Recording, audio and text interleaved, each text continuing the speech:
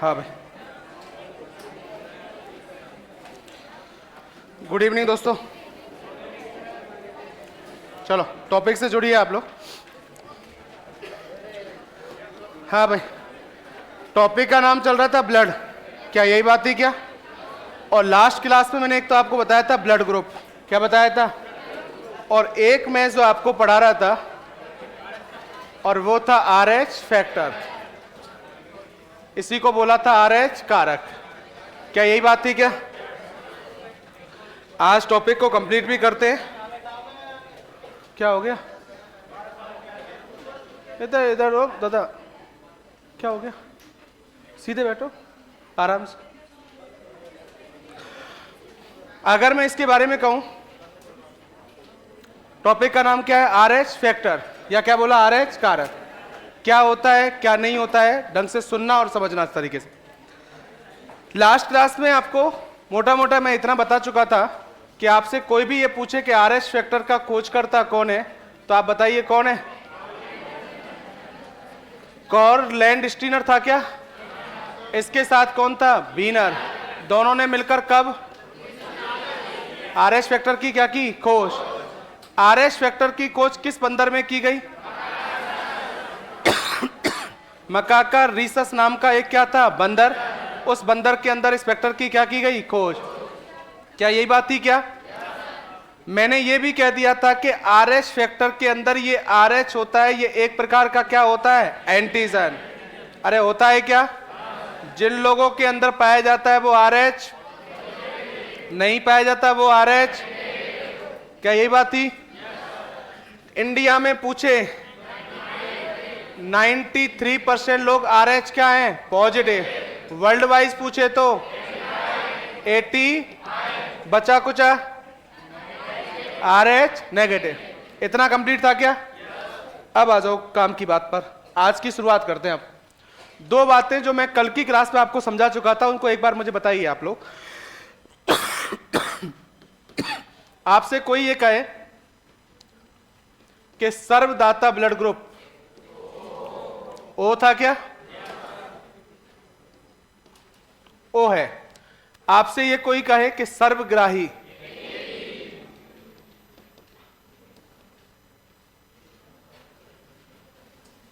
तो आप क्या बोलोगे? AB। इसमें तो कोई दिक्कत थोड़ी है। अब सुनो इस तरीके से, सुनना और ढंग से, आजकल एग्जामों में यही आ रहे हैं पॉजिटिव और नेगेटिव वाले। अब बात आएगी ऑप्शन में कि हमको O पॉजिटिव भी मिलेगा और O नेगेटिव भी मिलेगा, और हमसे सर्वदाता पूछेगा, और ऐसे ही सर्वग्राही पूछेगा तब AB पॉजिटिव मिलेगा और AB, तब हम क्या करेंगे? तो क्लियर एक तो तरीका है कि मैं अभी आपको लिख दूंगा, जैसे लिख देता हूं, चलो मैं आपको, कि सर्वदाता ब्लड ग्रुप कौन सा है, तो मैं कहूंगा O नेगेटिव, और सर्वग्राही पूछे तो AB पॉजिटिव। लेकिन वास्तविकता में ये आए कैसे और इनका मतलब क्या है और क्या नहीं है, तो एक बार में सुन लो। पॉजिटिव और नेगेटिव आने पर ब्लड के लेने और देने पर क्या प्रभाव पड़ता है वो समझ लीजिए। ब्लड के लेने और देने का तरीका वही रहेगा जो मैंने आपको कल की क्लास में बताया था। तो पॉजिटिव और नेगेटिव से केवल कितना प्रभाव पड़ता है वो सुन लो इस तरीके से, ये ध्यान रखो। नोट डाल के मैं एक बात बताता हूं, या तो किसी का ब्लड ग्रुप क्या होगा, या किसी का, या तो A है तो या तो A या A, भाई दो ही कंडीशन बनेंगी, या तो और या नेगेटिव। यहां भी दो ही बात आएंगी, किसको ब्लड ले सकता है और किसको ब्लड। तो देखो एक नियम काम करता है, एक बार में सुन लो आप लोग अच्छी तरीके से। पॉजिटिव ब्लड ग्रुप वाला व्यक्ति पॉजिटिव और नेगेटिव दोनों ब्लड ग्रुप वाले व्यक्ति से ब्लड समझो लेगा, उन्हीं से जिनसे ले रहा होगा, जो मैंने आपको बताया। लेकिन जिनसे लेगा उनके किससे ले सकता है, और उन्हीं के। और देने की बात आएगी तो केवल किसको देगा, फिर बोलो किसको। और नेगेटिव वाला ले किससे सकता है, केवल। और देने की बात आएगी तो ये व्यक्ति पॉजिटिव और नेगेटिव दोनों ब्लड ग्रुप वाले व्यक्ति को ब्लड दे सकता है। फिर एक बार में समझ लो भाई साहब, ये कोई रटने बटने का खेल ही नहीं है, केवल एक बार दिमाग को स्थिर होकर सुनने का खेल है। एक बार देखिए आप लोग, पॉजिटिव वाला किस किस से ले सकता है, पॉजिटिव, और देने की बात आएगी तो मतलब जिनसे ले रहा होगा उनके पॉजिटिव और नेगेटिव दोनों से ले लेगा, और दे रहा होगा तो उनके केवल किसको देगा, नेगेटिव वाला केवल किससे ले सकता है, और देने की भी बताई तो पॉजिटिव और नेगेटिव। जैसे इधर देखो आप लोग, सुनो आप अच्छी तरीके से, ये ओ है, अरे क्या ओ की दो कंडीशन बन गई, या तो ओ क्या होगा और या ओ, सही बात है। अब हमने अभी थोड़ी देर पहले लिख दिया कि सर्वदाता ओ नेगेटिव, तो वो तो बात की बात है। पहले ये देखो ओ वाला किसको दे सकता है, सीधे बैठो पहले एक बार और ढंग से सुनो, ओ वाला किसको दे सकता है, कल बोला था क्या, किस किस को, ए को, इसमें किसी को दिक्कत है क्या, अब दो आ गए, एक क्या आ गया और एक पॉजिटिव वाला केवल किसको दे सकता है, फिर बोलो किसको, इसका मतलब इन सभी को दे तो सकता है पॉजिटिव वाला, लेकिन इन सबके किसको देगा, मतलब ए पॉजिटिव को दे देगा, बी पॉजिटिव को दे देगा, ए बी पॉजिटिव को दे देगा, ओ पॉजिटिव, क्या नेगेटिव को देगा क्या, लेकिन ये क्या है नेगेटिव, नेगेटिव वाला पॉजिटिव और नेगेटिव, अरे देने की बात चल रही है, दोनों को दे सकता है क्या, इसका मतलब समझे कि ए पॉजिटिव को दे देगा, बी पॉजिटिव को दे देगा, ए बी पॉजिटिव को दे देगा और ओ पॉजिटिव, लेकिन इन सबके ए नेगेटिव को भी दे देगा, बी नेगेटिव को भी दे देगा, ए बी नेगेटिव को भी दे देगा, ओ नेगेटिव। अब मुझे बताओ खुद कि पॉजिटिव और नेगेटिव जब दोनों हो तो सर्वदाता कौन होगा, ओ नेगेटिव। अरे तुम्हारे बात समझ में आ रही है क्या, तो इस शकल बिगाड़ क्यों रहे हो, सीधे बैठो, ऐसे शकल में से ऐसे रिएक्शन दो, ऐसे लग तो समझ में नहीं आया, तो समझ में आ भी रहा है कि नहीं आ रहा है, अरे समझ में आ गई के बात। तो जब नेगेटिव आपको पता है पॉजिटिव वाला दे तो रहा है सबको, लेकिन इन सबके क्या नेगेटिव को दे रहा है क्या, नेगेटिव वाला इन सबके और इन सबके, तो जब दोनों होंगे तो क्या आंसर दोगे, ओ नेगेटिव। कोई दिक्कत है क्या, अब देखो सर्वग्राही कौन है, मतलब ए बी वाला सभी से ब्लड, अब दो ऑप्शन में आ गए, ए बी पॉजिटिव और ए बी, देखो इधर पॉजिटिव वाला दोनों से, नेगेटिव वाला केवल किससे, मतलब ये पॉजिटिव वाला तो जितने भी हैं इन सबके पॉजिटिव से भी ले लेगा और नेगेटिव, जबकि नेगेटिव वाला केवल किससे लेगा, तो सर्वग्राही कौन है, ए बी पॉजिटिव। बोलो कोई दिक्कत, अब सुन लो इस तरीके से, दिमाग वहीं लगाया जाता है कंपटीशन लाइन में जहां दिमाग की जरूरत है, इसको खर्च भी नहीं करते जबरदस्ती, क्योंकि इतना समय नहीं है पेपर में हर चीज को पूरी तरीके से देखें, फिर यहां बिल्कुल जरूरत नहीं है तुमको, दो बातें डायरेक्ट याद कर लो आप तो हमेशा के लिए, ये तो ये पता चला है कि ऐसा क्यों होता है, आपको तो डायरेक्ट याद रखना है, सर्वदाता ब्लड ग्रुप ओ, और सर्वग्राही पूछे तो, अभी तक सर्वदाता ही आया एग्जामों के अंदर, सर्वग्राही नहीं आया, लिख लेना ये बात। अभी हाल ही में एक एग्जाम के अंदर आया और है ये, जिसमें भी मैंने पहले भी कहा था निश्चित किसी ना किसी एग्जाम में पूछेगा, सर्वग्राही होता है ए बी पॉजिटिव, फिर बोलो क्या, ए बी पॉजिटिव। क्या मेरी बात समझ में आ गई क्या, हाँ, इस बात की तभी जरूरत पड़नी चाहिए तुमको जब इनके अलावा कोई पूछे, समझ में आ रहा है, इनके अलावा कोई पूछता है तब तो हमको खुद को लॉजिक निकाल के देखना ही पड़ेगा। देखो जैसे क्या पूछेगा आपसे, क्वेश्चंस लिख रहा हूं सामने आपके, वो पूछे कि ए पॉजिटिव ब्लड ग्रुप वाला व्यक्ति, कौन सा पॉजिटिव, ए पॉजिटिव ब्लड ग्रुप वाला व्यक्ति बताओ किसको ब्लड दे सकता है, अरे किसको ब्लड दे सकता है। देखो इधर सुनो आप लोग, तुमको एक तरीका बताता हूं, निकाल तुम भी सकते हो एग्जाम में, लेकिन पहला काम है कि बहुत अच्छी तरीके से बात को सुनना है, जो नियम है उसी नियम से चलना है, जल्दीबाजी कभी नहीं करनी है। जब कभी भी ऐसे क्वेश्चंस आए तुमसे पूछा जाए, समझ में आ रहा है, तुमको पहले ये काम करना है, पॉजिटिव और नेगेटिव की तरफ देखना ही नहीं है, पहले ये देखना है कि ये क्या है, ए देखो पहले, तो क्या देखो, क्या पूछ रहा है, पहले तो ये देखो ए वाला किस किस को दे सकता है, ए को और ए बी को, क्लियर है क्या, अरे बोलो कोई दिक्कत, पहले यही देखना है आपको, समझ में आ गई। आप सेकंड टर्म पे आना है, ऊपर क्या लग रहा है, अरे क्या, तो खुद ही बताओ पॉजिटिव वाला किसको दे सकता है, पॉजिटिव को, किसको, तो मतलब किस किस को दे देगा, इन दोनों के, जिनको दे रहा है उन दोनों के, हो गया काम आंसर। लेकिन आंसर तब दे पाओगे जब ये क्लियर पता होगा, ध्यान रह जाएगा क्या, बोलो, पॉजिटिव वाला किस किस से ले सकता है, दोनों से, देगा केवल, नेगेटिव वाला किसको दे सकता है? दोनों को। लेगा किससे? अब याद करने का तरीका बताता हूं, जुगाड़। क्या है? सुनो इस तरीके से। एग्जाम में अभी जो याद हो रहा है जरूरी नहीं है एग्जाम तक, कल ही कह दिया था, टिकेगा कैसे ये दिमाग में बैठा लो पहले से। तुमको जो याद है उसी में से दिमाग लगाओ पहले तो। तुमको दो बातें तो मैंने याद करने के लिए डायरेक्ट बोला है कि सर्वदाता ब्लड ग्रुप, सर्वग्राही ए बी, ये सर्वदाता ओ, ऊपर क्या लग रहा है? मतलब नेगेटिव वाला सभी को दे सकता है, तो नेगेटिव वाला सभी को, अगर सभी को दे रहा है तो लेगा खुद से। समझ में आ रहा है? इधर देखो सर्वग्राही, ऊपर देखो कौन? पॉजिटिव वाला सभी से, तो देगा केवल खुद को। कुछ समझ में आया क्या? उसी से आप अगर भूल भी जाओ ना एग्जाम में तो क्लिक करके ध्यान रखना, तो अरे यार वैसे था, उसी से आ जाएगा आंसर। अरे हमको देखो ऐसे दिमाग में रखना है। हमसे पूछे ओ नेगेटिव वाला सर्वदाता होता है, क्या होता है? ओ ने, तो नेगेटिव वाला सभी को ब्लड दे सकता है, तो लेगा खुद से। किससे? खुद। खुद कौन है? ए बी पॉजिटिव सर्वग्राही है, सभी से ब्लड, मतलब पॉजिटिव वाला सभी से ले सकता है, तो देगा किसको? पॉजिटिव को। किसको?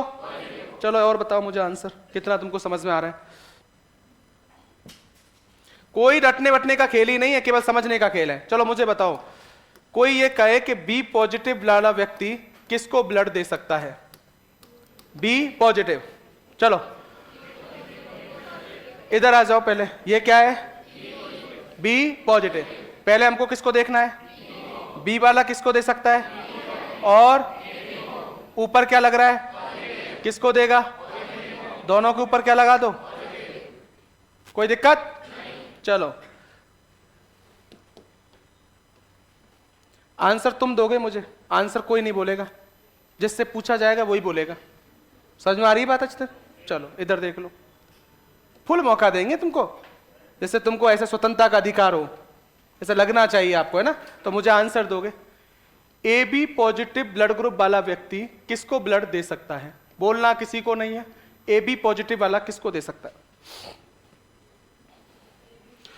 बोलना किसी को नहीं है, बिल्कुल चुप रहना है, अपना आंसर अपने दिमाग में रह जाना चाहिए स्थिर। सोच लो आराम से, हाथ पैर चलाने चला लो, देख लो। पर्ची वर्ची थी कोई? कुछ दे रहे थे कि मुझे दे दो? एसी के लिए थी क्या? ऐसी पर्ची मत दिया करो एसी पीसी की। चलो एक बार बंद कर देना। सोच लिया सबने? चलो देखो पहले, ये क्या है? ए बी वाला किसको देगा? ए बी को। किसको? ऊपर देखो क्या है? पॉजिटिव वाला, तो किसका आंसर क्या जाएगा?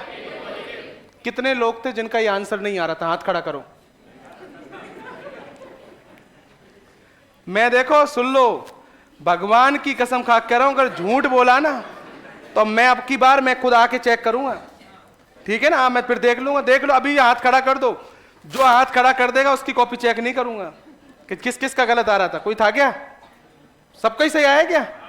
चलो अरे तो तुम तो इंटेलिजेंट हो इसका मतलब। चलो इधर तो चलो। क्या? अरे पागलो रुलाओगे क्या? इधर देख, चलो इधर देख। अब देखो एग्जाम की दृष्टि से ये इतना सीधा नहीं था। अभी सीधा इसलिए लग रहा था क्योंकि अभी हम बिल्कुल नियम हमारे दिमाग में भरे हुए हैं। अब तुम जब ये एग्जाम में आता ना तो तुम सबसे पहले इसी को हटाते हो ऑप्शन में। ए बी पॉजिटिव की पूछ रहा है, किसको दे सकता की बात कर रहा है, ए बी पॉजिटिव है, आंसर में बी पॉजिटिव। नहीं, ऐसा थोड़ी हो सकता है, मजा नहीं आ रहा है ऐसा थोड़ी यार, इतना बेवकूफ थोड़ी होगा एग्जामिनर। मैं निश्चित बता रहा हूं आपको, मैं आपको ये भी बताऊंगा कहां से कैसे कैसे। चलो अब बताओ आंसर। अब कोई आंसर बोलेगा नहीं, ठीक है? और सुनना इस तरीके से। चलो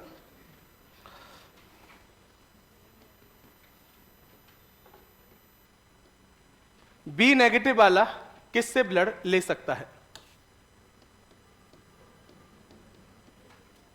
किससे ब्लड ले सकता है? चलो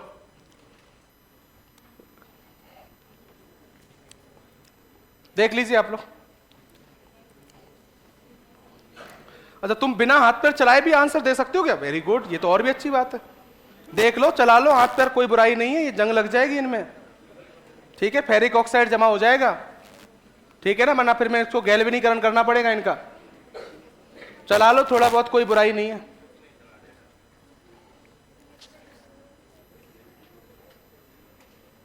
अपना अपना आंसर कॉपी में जरूर लिख लो तुम, जिससे मुझे पता तो चल पाए कि तुम्हारा आंसर ये था, कॉपी चेक करूं तो मैं। लास्ट में ही लिख लो, कहीं भी लिख लो मर, तुम्हारा ये आंसर आ रहा है। लिखो भाई साहब, देखो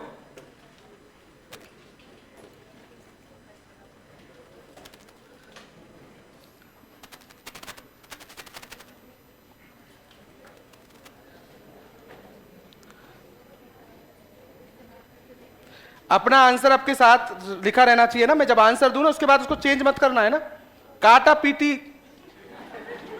है ना। हाँ, मैं भगवान कसम पीछे चपाट दे दूंगा अगर एक ने भी काटा। मैं पहले ही बोल रहा हूं अच्छी तरीके से, हाँ देख लेना। चलो बोलो क्या है, बी। ये बी है क्या? बी वाला किससे ब्लड ले सकता है? बोलो एक तो और एक ओ से, यही बात है क्या? ये क्या है? नेगेटिव वाला किससे लेगा? तो दोनों के ऊपर क्या लगा दूं? सबका यही आ रहा है क्या? सही बताओ, कौन ऐसा है जिसका गलत आंसर आ रहा है? हाथ खड़ा कर दो।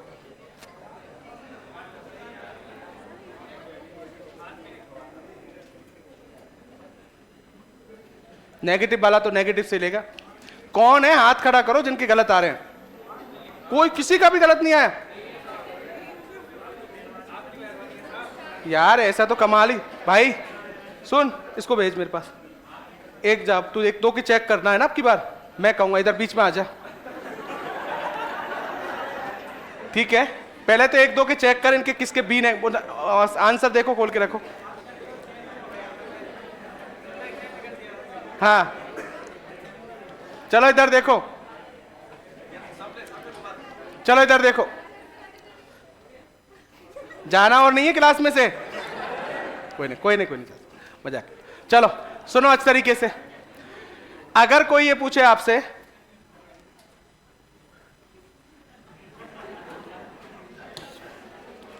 ओ पॉजिटिव वाला व्यक्ति कौन सा? चलो वो तो मैं पहले ही लिखवा चुका हूं, क्या मतलब है इसको। ए नेगेटिव वाला व्यक्ति किससे ब्लड ले सकता है? रुको रुको, किसको ब्लड दे सकता है? ए ओ पर कुछ नहीं बोलना, तुम तो चुपचाप अपना आंसर लिख दो। तुम्हारा क्या आ रहा है वो देख लो अपना।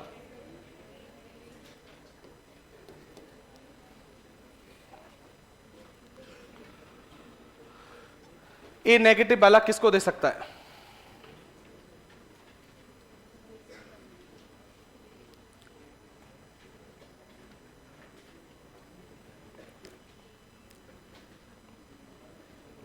एग्जैक्ट आंसर आना चाहिए, एग्जैक्ट।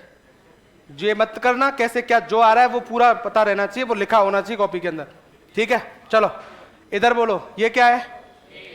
ए वाला किसको दे सकता है? ए और ए बी को। फिर देखो ऊपर क्या है? तो इन दोनों के और इन दोनों के, इन दोनों के और इन दोनों के, इन दोनों को दे सकता है। ऐसा सबका आ रहा है क्या? कोई भी ऐसा नहीं है जिसका नहीं आ रहा आंसर? हाँ, ये ईमानदार पहला व्यक्ति, और दूसरा बिल्कुल तीस। अब देखो ऐसे धीरे धीरे निकल रहे हैं ईमानदार, एक बार में निकल जाने चाहिए थे। हाँ चलो कोई नहीं, ये अच्छी बात है। गलत आए, दुनिया से झूठ बोल सकते हैं लेकिन खुद से। और जो व्यक्ति खुद से झूठ बोल गया ना, वो व्यक्ति कभी जिंदा नहीं रह सकता, उसका कोई मतलब नहीं है। तो ये कमियां हर व्यक्ति में है, उसको छुपाना नहीं है, उसको क्या करना है? दूर। इधर देखो, समझ में आ गई? इधर देखो ऊपर क्या लग रहा है? नेगेटिव वाले के बारे में इधर देखो, इधर नेगेटिव वाला दोनों को, पॉजिटिव को भी, और तो इन दोनों को जब दे रहा था ए और ए बी को, इन दोनों के किसको दे देगा? नेगेटिव। इन दोनों के, तुम दिमाग विमाग तो नहीं लगा रहे कहीं? एग्जाम में दो तरह के आंसर कैसे दिखेंगे? सब दिख जाएंगे? नहीं, कोई लगा दे कि दो आंसर एक एक लिखा होगा कोई से। अपने आप ऐसे आएगा, फिर 1 और 2, 2 और 3, 3 और, समझ में आ गई क्या? बस तुम दिमाग मत चलाना, बिल्कुल सब आ जाएगा एग्जाम में। तो बात समझ में आ गई क्या? चलो हटो। तो एक बार इसको लिखो पहले, फिर मैं लास्ट एंड फाइनल क्वेश्चन दिखाता हूं। नीचे लिखो सर्वदाता ब्लड ग्रुप।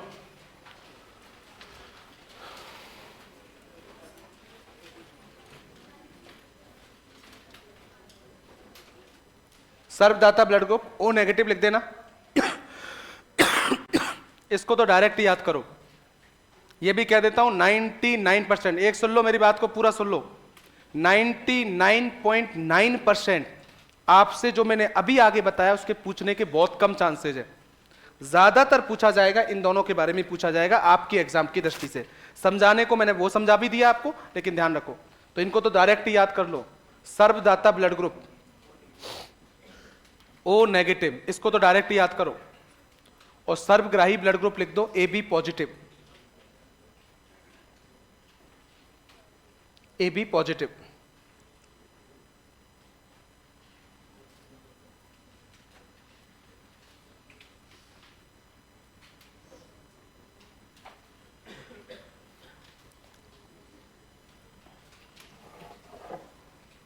कंप्लीट है? नीचे सुनो आप लोग, नोट डालो एक, नोट डाल के ये भी सेम उतार के लिख दो आप, पॉजिटिव वाला किसको ले सकता है और किसको दे सकता है, नेगेटिव वाला किससे ले सकता है और किसको दे सकता है, लिख लो।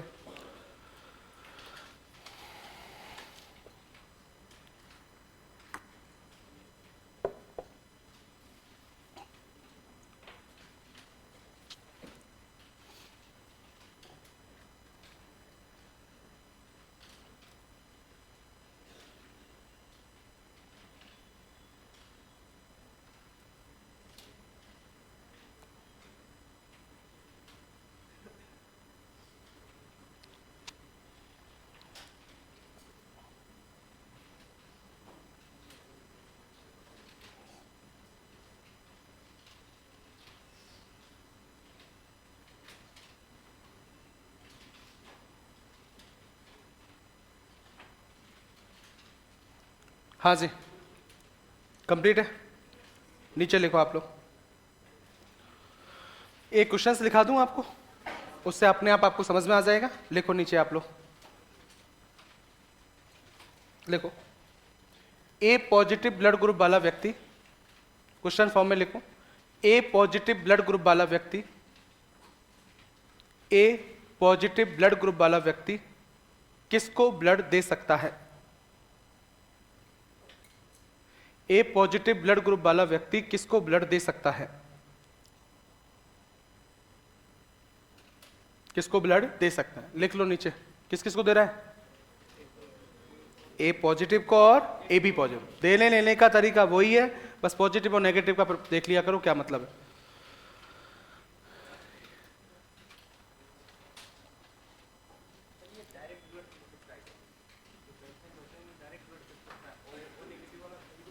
बिल्कुल चढ़ा सकते हैं डायरेक्ट, वो उसमें चेक करने की जरूरत। हाँ वैसे चेक करेंगे ब्लड को, ऐसे नहीं है कोई व्यक्ति को तुरंत एक तरीका होता है, कुछ बीमारियों को देखा जाए कोई बीमारियां तो नहीं है, तो वो तो अपना काम ही है, वो तो एक प्रोसेस ही।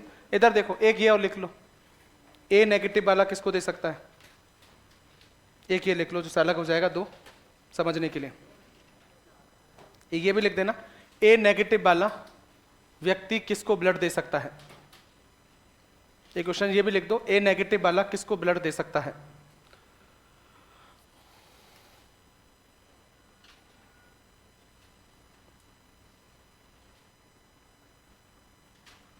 दे सकता है, तो लिख दो ए नेगेटिव और ए बी नेगेटिव, और ए पॉजिटिव और ए बी पॉजिटिव। मतलब ए और ए बी के नेगेटिव को भी दे देगा और पॉजिटिव को भी दे देगा। समझने की बात ये है। आंसर में लिख लो दोनों को, इन दोनों के नेगेटिव को भी देगा, इन दोनों के पॉजिटिव। हाँ भाई साहब समझ में आ गई बात आपको? कोई दिक्कत थोड़ी है, यहाँ कोई रटने वटने का खेल ही नहीं है, केवल आपको समझना है क्लासरूम में। इधर देखिए आप लोग, एक और तरीका बताता हूँ, लास्ट एंड फाइनल एक क्वेश्चन आपका एग्जाम का है ना। हाँ 2 क्वेश्चन और हैं लास्ट एंड फाइनल, तो पहले इस पे आ जाइए आप लोग। ये बड़ा फेमस पॉइंट है किसी भी एग्जाम के लिए, बहुत बार पूछा जाता है आरएच फैक्टर के अंदर। तो देखो सुनो, यदि पिता जो है वो आरएच पॉजिटिव हो, फिर बोलो, पिता क्या हो? क्या समझते हो इसका मतलब? कोई सा भी ब्लड ग्रुप हो पिता का, लेकिन वो क्या हो? चलो, माता RH क्या हो? नेगेटिव। RH क्या हो? नेगेटिव। तो हमेशा याद रखना, तो ये बात दिमाग में रखना कि साइंस की भाषा में यह जोड़ा विवाह के अयोग्य माना जाता है। विवाह के क्या माना जाएगा? अयोग्य माना जाता है। ठीक है, मतलब कोई दो दंपत्ति हैं, अगर उनमें से पुरुष का क्या हो और महिला का क्या हो, तो साइंस की भाषा में यह जोड़ा विवाह के क्या माना जाता है? अयोग्य। इसका रीजन है क्या है, मेरी बात को सुनो। पहला क्वेश्चन तो यही बनता है कि इनमें से कौन सा जोड़ा विवाह के अयोग्य होता है? तो RH क्या हो? पॉजिटिव कौन हो? पुरुष। और RH नेगेटिव क्या हो? महिला। इसके अलावा कोई भी जोड़ा हो सब योग्य माने जाएंगे। जैसे मैं बताता हूं आपके दिमाग में हो, तो ये दोनों नेगेटिव हो, दोनों क्या हो? तो अभी योग्य।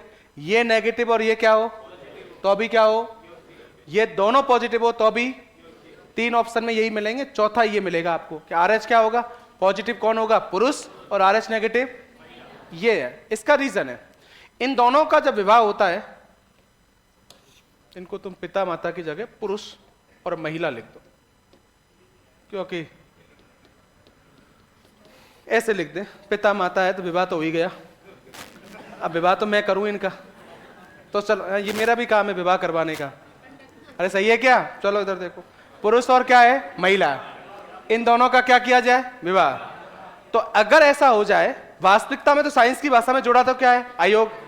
लेकिन बात यह भी तो होती है कि हमारा जब विवाह होता है तो ऐसा थोड़ी देखते हैं कि कौन पॉजिटिव और कौन नेगेटिव, मामला ही बिगड़ जाए फिर तो। बड़ी मुश्किल में लड़कों का तो नंबर आए, अब 2-4 तो पॉजिटिव नेगेटिव के चक्कर में ही रह जाए, तो ये तो बड़ी भयंकर समस्या है।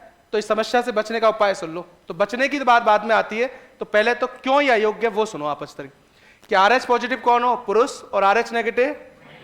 तो जैसे इनका विवाह होती है और पहली संतान मां के गर्भ में अगर RH पॉजिटिव आए, बोलो कैसी आए? RH पॉजिटिव, पहली संतान। मेरी बात को फिर गौर करके सुनना, ये जो प्रथम संतान है ना,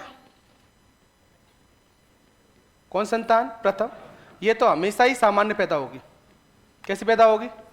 इसमें तो कोई दिक्कत ही नहीं है, चाहे ये घर में पॉजिटिव आती या तो ही कैसे पैदा होगी? सामान्य, तब तो कोई दिक्कत नहीं। लेकिन अगर ये संतान पहली संतान नेगेटिव होती, क्या होती?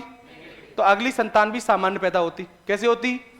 लेकिन अगर ये संतान क्या है और इस संतान के पॉजिटिव आने की संभावना भी बहुत अधिक है। बहुत क्या है? अधिक। कैसे पता तुमको? क्योंकि कल ही मैंने कहा था इंडिया में 93% लोग RH क्या है? समझ में आ रहा है? ये ध्यान रखना। आ तो नेगेटिव भी सकती है, लेकिन चांसेस किसके ज्यादा है? RH positive. अगर ये प्रथम संतान RH पॉजिटिव आती है तो समझ लेना, ये अगर दूसरी संतान अगर मां के गर्भ में RH पॉजिटिव आ गई, क्या आ गई? RH, तो ये जो संतान होगी दूसरी, ये मरी हुई पैदा होगी। अरे कैसी होगी? और इस रोग का नाम क्या होता है? इस रोग को ही बोलते हैं इरिथ्रो ब्लास्टोसिस। Blastocyst fetalis.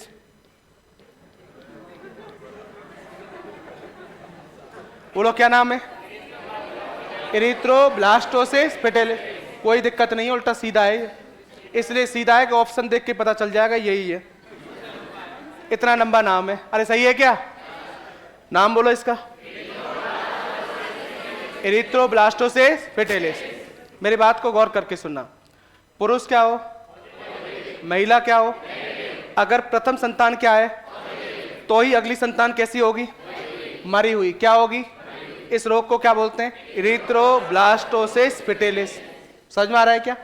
अब वैसे तुम मुझसे एक बात पूछ सकते हो, वैसे नहीं मन भी कर रहा होगा ऐसा होता क्यों है, वो तुमको बस खुश करने के लिए बता देता हूं मैं ऐसा क्यों होता है। तुमको जरूरत नहीं है इतना, लेकिन फिर सुन लो इस तरीके से। ये क्या है? अरे क्या?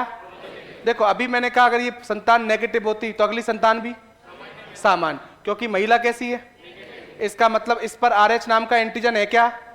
बच्चा आया वो भी नेगेटिव, तो उस पर भी नहीं था। बच्चा मां के गर्भ में रहेगा, कोई दिक्कत नहीं। लेकिन अगर ये संतान क्या होगी, तो ये संतान जो पहली संतान है ये पॉजिटिव का गुण लेके आई है, एंटीजन। कौन सा? एंटीजन। अब क्या होता है दोस्त मेरे, इस कभी भी बॉडी के अंदर कोई एंटीजन जाता है, क्या जाता है, तो उसके विपरीत बॉडी बनाती है एंटीबॉडी। क्या बनाती है? लेकिन बात को बहुत अच्छी तरह सुनना कि जब बच्चा मां के गर्भ में 9 महीने रहता है तो 9 महीने तक बच्चे और मां का ब्लड कभी भी आपस में मिलता नहीं है। क्या बोला मैंने? 9 महीने तक बच्चे और मां का ब्लड आपस में मिलता। कुछ लोगों को दिमाग में आया होगा, साइंस वालों का, हमने तो ये पढ़ा है कि बच्चे से मां से बच्चा पोषण प्राप्त करता है प्लेसेंटा द्वारा। अरे करता है क्या? पोषण प्राप्त करता है, क्योंकि पोषक पदार्थ होते हैं वो पारदर्शी होते हैं, ट्रांसपेरेंट हो जाते हैं, उसमें से बाहर निकल जाते हैं, लेकिन ब्लड कभी भी आपस में मिलता नहीं है। लेकिन इसलिए क्या हुआ कि ये पहली संतान है ना, ये सामान्य पैदा हो गई। क्या हो गई? लेकिन जब ये पहली संतान पैदा होती है तो आपको पता है कि बच्चा मां से एक नली से जुड़ा होता है जिसको प्लेसेंटा बोलते हैं। क्या बोलते हैं? इसको मैं खूब ढंग से पढ़ाऊंगा क्योंकि जनन तंत्र अपने टॉपिक है, तो वहां बहुत ढंग से पढ़ लेंगे, इसमें ज्यादा डिस्कस नहीं कर रहा हूं प्लेसेंटा के बारे में। नली है मतलब आप जानते हो, मोटा मोटा, अरे बोलो। तो जैसे ही ये बच्चे को जन्म हो जाता है तो इस नली को जब काटा जाता है ना, उसी स्थिति में ये नली लीक करती है 101%, और उसी स्थिति में 1-2 बच्चे से ब्लड के पार्टिकल किसमें चले जाते हैं? मां में। और मां के पास एंटीजन था क्या? लेकिन ये पॉजिटिव बच्चा उस मां को क्या दे गया? एंटीजन। क्या दे गया? इसके विपरीत बॉडी बनाती है एंटीबॉडी। क्या बनाती है? इससे क्या होता है कि अगला बच्चा अगर मां के घर में कौन आएगा? पॉजिटिव। अरे क्या? इस बच्चे को जो है मां अपना दुश्मन समझ बैठती है, क्योंकि जैसे ही इसका एंटीजन देखती है, जो एंटीबॉडी पहले बनी है वो इस पर क्या कर देती है? आक्रमण, और इसको मां के गर्भ में मार दिया जाता है। इसके कारण ऐसा होता है। लेकिन अब मेरी बात को छोड़ो आप लोग, हमको कोई थ्योरी नहीं लिखनी, ना किसी को समझाना है, और ना कोई हमारी साइंस की स्पेसिफिक एग्जाम है। हमारा तो केवल साइंस की होती तो भी क्वेश्चन तो यही बनते हैं आपसे। पहला क्वेश्चन, कौन सा जोड़ा विवाह के अयोग्य होता है? RH पॉजिटिव और RH नेगेटिव। क्लियर? दूसरा क्वेश्चन, RH पॉजिटिव पुरुष और RH नेगेटिव महिला का विवाह होता है तो उनके घर में जो पहली संतान आती है वो कैसी आएगी? RH positive. तो ही अगली संतान कैसी पैदा होगी? मरी हुई। इस रोग को क्या बोलते हैं? एरिथ्रोब्लास्टोसिस फिटिलिस। चलो एक और क्वेश्चन, तीसरा नंबर। ये क्वेश्चन बनेगा, रोग पूछेगा आपसे कौन सा रोग होता है, और एक क्वेश्चन बनता है ये। लेकिन सुनो आप लोग, ये तो बड़ी भयंकर बात हो गई, लेकिन हम क्या करते हैं कि जैसे ही बच्चा पहला गर्भ में आता है और डॉक्टर को पता चल गया ये क्या है? पॉजिटिव। अरे सही बात है क्या? सॉरी, जैसे ही बच्चे को नॉर्मली अगर मैं बात करूं, जब कभी कोई डिलीवरी होती है तो पहले ही हस्बैंड और वाइफ के ब्लड ग्रुप देख लिए जाते हैं। अगर ऐसी कंडीशन है तो डॉक्टर का पहला काम होता है कि जैसे ही पहले बच्चे का जन्म होता है और बच्चे का सीधा पहले ब्लड ग्रुप चेक किया जाता है। क्या चेक जाता है? ब्लड। और अगर वो पॉजिटिव है, क्या है, तो इस मां को 72 घंटे के अंदर, बोलो कितने घंटे के, एक इंजेक्शन लगा दिया जाता है एंटी-डी। फिर बोलो क्या? इसी साल LDC के एग्जाम में आया ये इंजेक्शन, लेकिन ये नाम नहीं आया, लोग यहीं इतना लिख के छोड़ देते हैं। RBSC की बुक में जिस इंजेक्शन का नाम भी लिख रखा है उसका नाम है रोगम। अरे बोलो क्या? मैंने कहा इंजेक्शन का नाम क्या है? रोगम। एंटी-डी या रोगम का इंजेक्शन लगा दिया जाता है। और एक और नाम बता देता हूं, इस एंटी-डी के अंदर जो एंटीबॉडी होती है ना, वो होती है IgG। बोलो कौन सी? इसका इंजेक्शन लगा दिया जाता है, जिससे जो एंटीबॉडी बनी वो क्या हो जाती है? नष्ट, और जिसके कारण अगली संतान भी कैसी पैदा होगी? सामान्य। अरे कैसी? सामान्य। लेकिन तुम तो डायरेक्ट भेजे में 3 बार सेट कर लो आप लोग। पहला, कौन सा जोड़ा विवाह के अयोग्य? RH पॉजिटिव पुरुष, RH नेगेटिव। अगर इन दोनों का विवाह हो तो पहली संतान सामान्य और अगली संतान मरी पैदा हो तो उस रोग को क्या बोलते हैं? एरिथ्रोब्लास्टोसिस फिटिलिस। इस रोग से बचाव के लिए किसका इंजेक्शन लगाया जाता है? एंटी-डी या रोगम या IgG का इंजेक्शन लगाया जाता है। ये बात समझ लो अच्छी तरीके। लेकिन इसीलिए आप देख लो आप लोग, अब तो इसलिए हम कहते हैं कि हमेशा कभी कोई डिलीवरी होनी चाहिए तो हॉस्पिटल में होनी चाहिए। वास्तविकता में तो अगर ऐसी कंडीशन का पता तभी लग पाएगा, ये ध्यान रखने वाली बात है। इसलिए आपने देखा होगा यहीं से बहुत बार अंधविश्वास आता है। आपने देखा होगा पहले तो बहुत बार डिलीवरी गांव में घरों में होती थी, आज भी हो जाती है बहुत बार। अरे हो जाती है क्या? लेकिन आजकल तो अंतर है कि आजकल तो डॉक्टर की सलाह में रहते ही हैं लोग, तो डॉक्टर को पहले ही डॉक्टर कह देता है कि इस काम को तो आप करवा लीजिए, चाहे बात की बात है। लेकिन पहले तो लोग, आपको पता है कि सोनोग्राफी भी नहीं थी, पता भी नहीं था लोगों को, डॉक्टर से भी नहीं, अपने आप ही सबको पता रहता था कि ये करना है। पहले गांव में एक दाई माई होती थी, क्या होती थी? दाई माई। एक लेडीज होती थी समझदार, जिसको डिलीवरी का अनुभव था। किसका अनुभव था? डिलीवरी। वही आती थी और वही डिलीवरी सबकी करवा जाती थी। उसको जाने के लिए लोग इंतजार करते थे, वो आएगी जब ही होगी डिलीवरी। उसको इतनी नॉलेज थी, समझ लो आप लोग। लेकिन आप सुन लो इस तरीके से, ऐसे ही फिर ऐसी स्थिति जब किसी की होती थी तो पहला बच्चा तो कैसा पैदा हो गया? सामान। अगला कैसा पैदा हो रहा है? मरा हुआ। फिर वो जाते थे डॉक्टर की बजाय किस पर? देवी देवताओं पर। अब दाई माई का यहाँ काम नहीं है, देवी देवताओं के पास ढोक देने। फिर वो देवी देवता, मरा हुआ बच्चा पैदा होता तो अलग अलग कहानी बना देते थे और फिर कहते थे पहले बकरा बोला था वो चढ़ाया नहीं तुमने। अरे सही है क्या?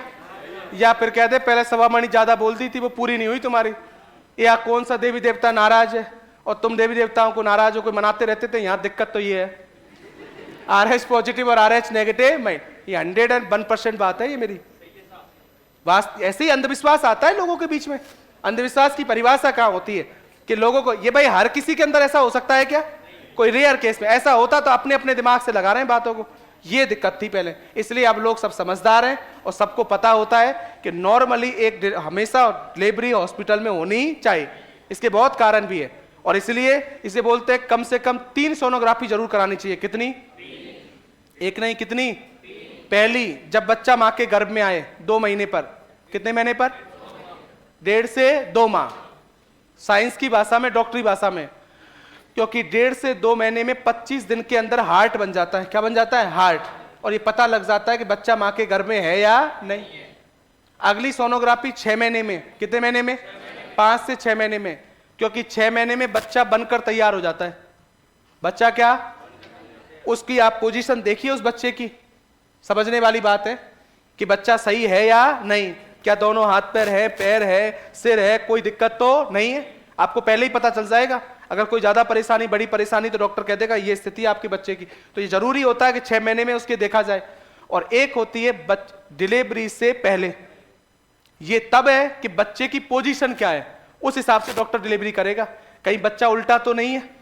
अगर बच्चा उल्टा है तो फिर डॉक्टर अलग हिसाब से करेगा। आपसे ये भी कह सकता है ऑपरेशन भी कराया जा सकता है।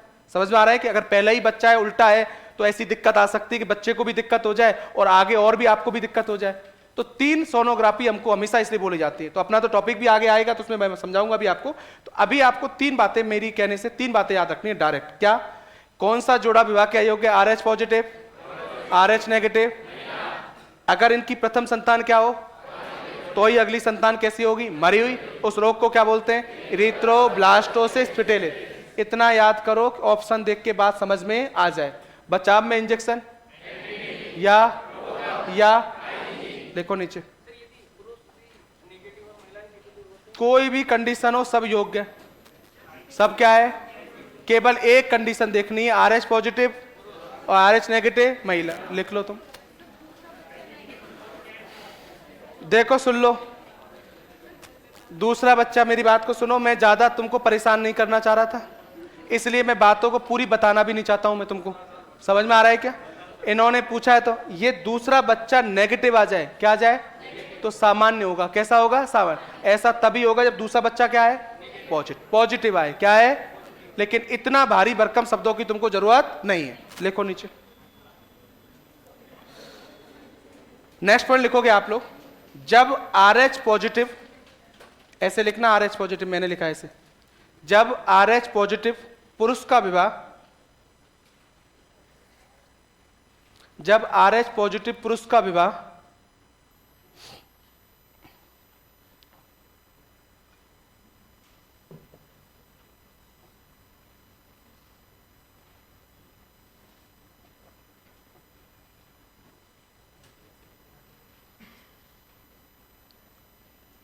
जब RH पॉजिटिव पुरुष का विवाह RH नेगेटिव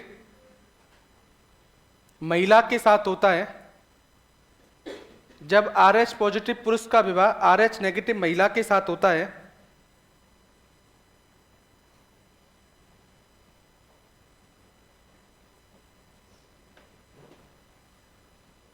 महिला के साथ होता है,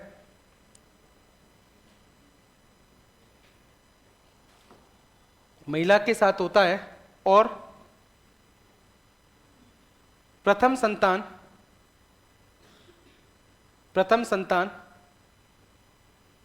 RH पॉजिटिव आती है और प्रथम संतान RH पॉजिटिव होती है,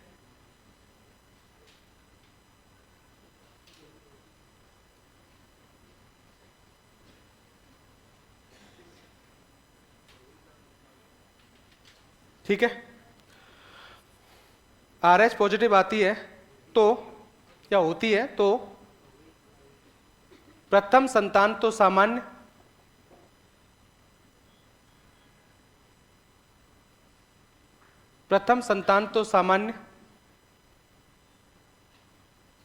लेकिन अगली संतान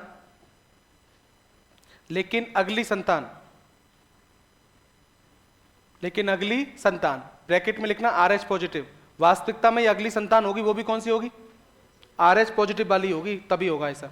लेकिन अगली संतान मरी हुई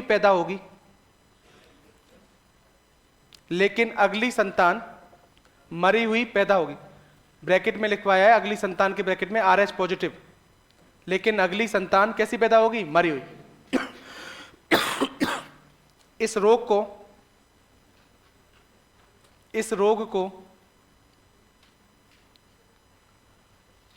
इरिथ्रोब्लास्टोफिटिलिस कहते हैं।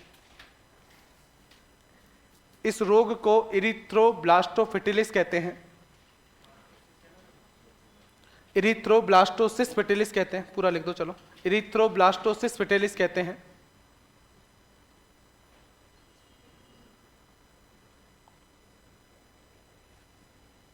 इरिथ्रोब्लास्टोसिस फिटिलिस कहते हैं, अंडरलाइन करो इस शब्द पर।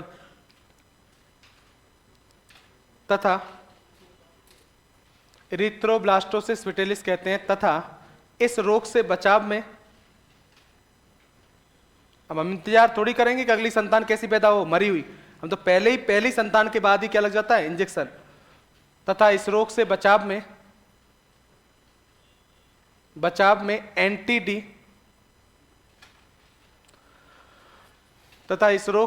में एंटी-डी, या रोहगम, या तो एंटी-डी नाम मिल जाएगा, ये नहीं मिले तो रोहगम मिल जाएगा, या IgG, या ये मिल जाएगा, IgG का इंजेक्शन लगाया जाता है। ये IgG एक प्रकार की एंटीबॉडी होती है, इंजेक्शन लगाया जाता है।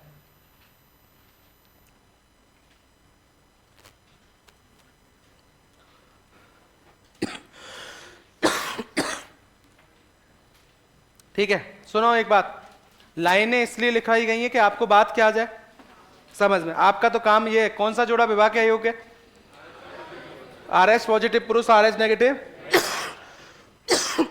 रोग कौन सा होगा, अगर इनका विवाह होगा तो रोग कौन सा होगा, और अगर मैं कहा बचाव में कौन सा, या, चलो एक बात सुनो, अगली बात, next last and final question और सुन लो एक बात। अच्छा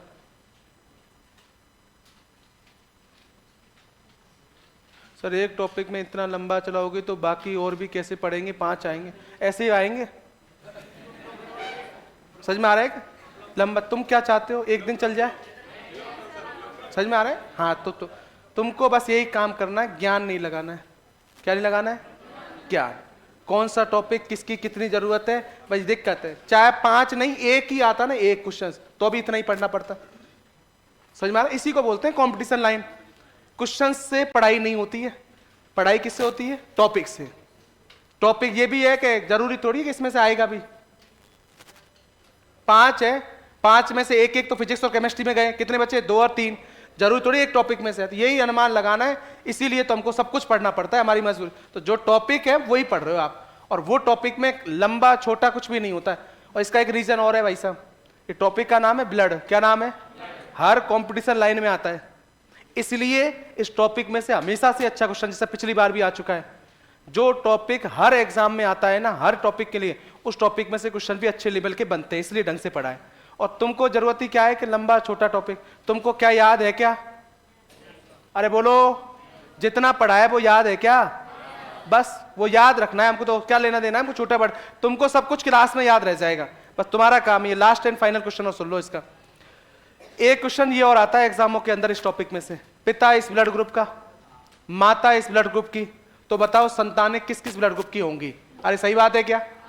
या किस ब्लड ग्रुप की नहीं होंगी, या उनका परसेंटेज क्या होगा? एक ही तरीके का क्वेश्चन है, लेकिन उनका आंसर देने के लिए एक छोटा सा ग्राफ बना के आपको एग्जाम में देखना ही पड़ेगा वहां पर। तो इसके लिए एक बात सुन लो इस तरीके से। पहला, कितने ब्लड ग्रुप है? फिर बोलो, एक एक एक और एक। सही है क्या? ये जो ए है, इस क्वेश्चन का आंसर देने का एक तरीका ये बनता है कि आपको पहले तो इन ब्लड ग्रुप का जीनोटाइप पता होना चाहिए। क्या जीनोटाइप को मैं सिंपल सी भाषा में तुम्हारे सामने प्रेजेंटेशन करूं तो इनको लिखने का तरीका आना चाहिए। क्या आना चाहिए? तरीका। तरीके का मतलब समझ लो आप लोग। तुमने कभी इतना सुना हो तो मुझे बताओ कि जैसे तुमने कभी सुना होगा 10th क्लास में कि एक लंबा पौधा था, मेंडल के आनुवंशिकी, सुना है क्या? और एक पौधा था बौना। अरे क्या था? लंबे को क्या लिखते थे और बौने को? अरे सर सुना है क्या? ऐसे लिखना जीनोटाइप बोला जाता है। क्या बोला जाता है? जीनोटाइप। हटाओ इन बातों को, आ जाओ इधर तुम। तो ऐसे इनको लिखने का तरीका बता रहा हूं, एक बार में भेजे में सेट कर लो तुम। तो कैसे इसको लिखने के तरीके दो हैं। ए ब्लड ग्रुप को या तो आप लिखोगे आई ए और आई ए। फिर बोलो क्या लिखोगे? इधर देखो, ये जो आई ए होता है ये एक जीन है। अरे क्या है? ठीक है। आई बी आएगा, ये भी एक जीन होता है। अरे क्या होता है? जीन। और एक जीन होता है आई ओ। अरे क्या होता है? आई, या इसको आई जीरो भी बोल सकते हैं, ये भी एक जीन है। लेकिन दोनों में अंतर है, ये आई ए और आई बी है, ये दो प्रभावी जीन है। कैसे जीन है? प्रभावी। और ये जो जीन होता है आई जीरो, ये अप्रभावी होता है। क्या होता है? अप्रभावी। देखो इधर सुनो, बहुत अच्छी तरह सुनना, आप घबराना नहीं है। मैं एक बार में बता दूंगा, एक बार में यही याद रह जाएगा, तो थोड़ा सुन लो, पहले तैयार कर रहा हूं आपको।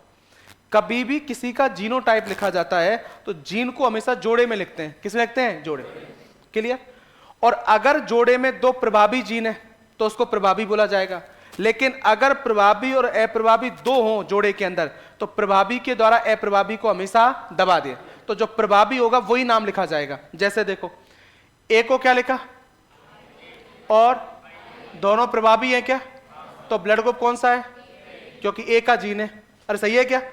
इसको एक तरीका ये भी होता है, आई ए और आई जीरो। अरे बोलो क्या? आई ए और आई, या आई ओ बोल सकते हो।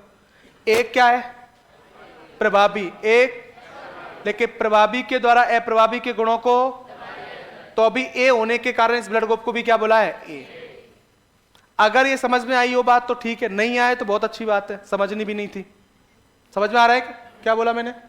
समझनी भी नहीं, ये तो बस खुश करने के लिए बोल रहा हूं तुमको। तुमको तो भगवान का नाम लेके याद ही रखना है इस बात को। तो ए को लिखने के कितने तरीके हैं? एक तो क्या? और एक, जैसे इसको लिखा है ऐसे बी को लिख दो। कैसे लिखोगे? आई बी, और कैपिटल को स्मॉल में बदलना है। आई तो सब में आएगा, इसको बोलो क्या लिखोगे? कोई दिक्कत? ए बी को लिखने का एक ही तरीका है, स्मॉल में बदल दो, आई ए और ओ को लिखने का तरीका भी आई ओ और आई। क्या मुझे बताओ ऐसे याद रह जाएगा क्या? याद ही रख लो डायरेक्ट ही, कोई जरूरत नहीं है हमको। ए को लिखने के तरीके कितने हैं? बी को लिखने के, ए बी को और ओ को लिखने के एक है। कैपिटल को किसमें बदल रहे हो? स्मॉल में। और सब में आई तो आई रहा है क्या? अब देखो क्वेश्चन कैसे बनेगा, इधर आ जाओ आप लोग, यही याद भी रह जाएंगे इनको। तो बात करो इधर। मैं कह रहा हूं कोई पिता है, बोलो क्या? कोई पिता, और ये कोई माता है। पिता की बात करूं तो मान लो इसका ब्लड ग्रुप ए बी है। अरे फिर बोलो क्या है? और माता का ब्लड ग्रुप, तो आपसे पूछेगा कि बताओ संतानें किस किस ब्लड ग्रुप की होंगी? संतानें किस किस ब्लड ग्रुप की होंगी? तो आपका तरीका यही रहेगा, तुरंत आप एग्जाम में साइड में जगह रहेगी वहां ये बना के देखोगे। पिता कौन सा है? माता। ए बी को लिखने का तरीका बोलो? आई ए, और ओ को लिखने का तरीका बोलो? आई ओ और। कोई दिक्कत? पहले वाले का दोनों से क्रॉस कराओ, दूसरे वाले का दोनों से कराओ। ये पहले वाला है क्या? इसका क्रॉस इससे कराओ, क्या लिखोगे? आई ए, और जो दिख रहा है उसी को लिखना है बस। ये क्या था? तो आई ए लिख दिया। ये क्या था? तो क्या लिख दिया? पहले वाले का दूसरे वाले से क्रॉस कराओ, क्या आएगा? आई ए और कोई दिक्कत है क्या? दूसरे वाले का पहले वाले से कराओ, आई बी और कोई दिक्कत? दूसरे वाले का दूसरे वाले से कराओ, आई बी और आई। चलो बताओ, ये ब्लड ग्रुप कौन सा है? आई ए और आई ओ है क्या? तो कौन सा ब्लड ग्रुप होगा? ए। ये और ये। आंसर दो मुझे। अगर पिता ए बी का माता ओ की, तो बताओ किस ब्लड ग्रुप की संतानें होंगी? ए और ए बी और ओ की हुई है क्या? किसकी संतानें नहीं होंगी? ओ की और। इसका आंसर भी इसी से लग जाएगा भाई, जो नहीं हो रही वो नहीं होंगी। ए का परसेंटेज कितना है? 50, क्योंकि सब 25-25 है ये। ए कितने हो गए? तो कितना हो गया? 50। बी भी कितने हो गए? तो कितना हो गया? 50। बताओ क्या दिक्कत है? अरे दिक्कत है क्या? देखो, उल्टा दिक्कत नहीं है।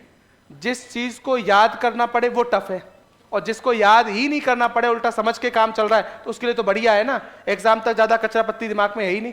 तो इधर बोलो कोई दिक्कत है क्या? चलो इधर और सुनो अच्छी तरीके से। अब एक नियम है यहां पर, इसलिए थोड़ा सा दिमाग में और रखना दिमाग। पिता, इसका ब्लड ग्रुप मान लो ए है, बोलो क्या है? माता, इसका ब्लड ग्रुप बी है। अरे क्या है? अब तुम्हारे दिमाग में एक बात आ रही होगी खुद के भी, ए को लिखने के तरीके, बी को लिखने के।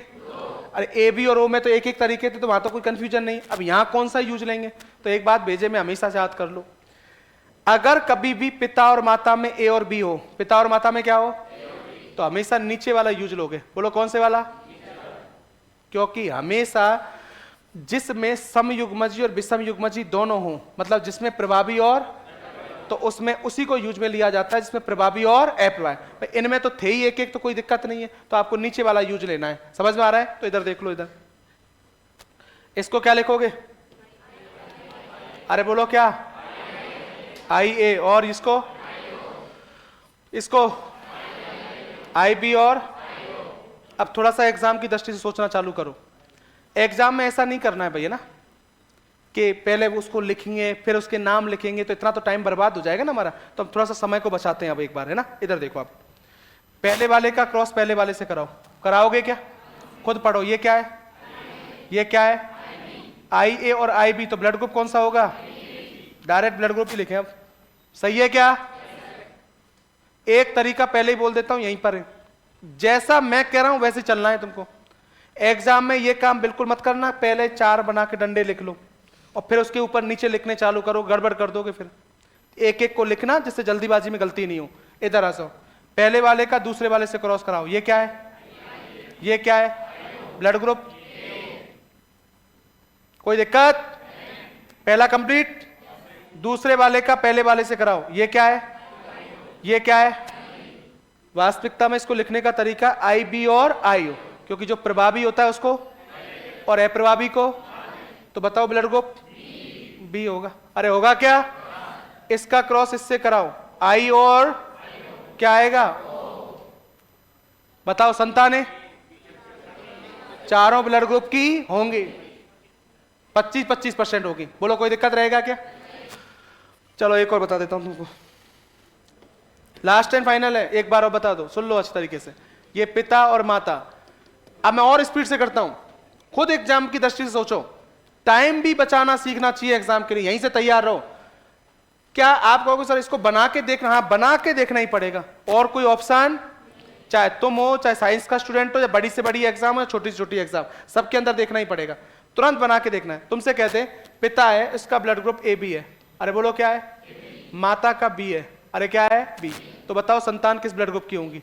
चलो ये बोलो, क्या लिखोगे? ये इसको बोलो आई बी और। अरे ऐसे लिखोगे क्या? पहले वाले का क्रॉस कराओ, ए बी आएगा, क्योंकि आई ए और यही था क्या? पहले वाले का दूसरे से कराओ, आई ए और आई जी, क्या होगा? ए। दूसरे वाले का दूसरे पहले वाले से कराओ, बी, क्योंकि आई बी और आई बी। दूसरे वाले का दूसरे वाले से कराओ, बी होगा।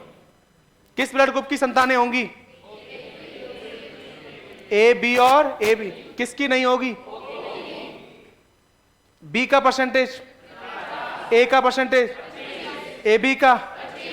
कभी कभी आपको कथन आ जाए क्या सही है और क्या गलत, तब आपको देखना भी पड़ेगा। मैं आप मुझे बताइए, इन सब बातों का एक निष्कर्ष निकलता है कि अगर हमको क्या है, ये याद है, तो हम निकाल सकते हैं क्या? और इसको याद करने में याद रह गया क्या? ठीक है ना? तो लिखो नीचे आप लोग, एक हेडिंग डालो, संतानों के ब्लड ग्रुप। संतानों के ब्लड ग्रुप।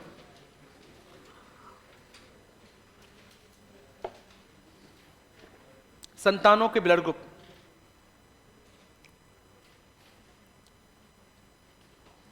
संतानों के ब्लड ग्रुप।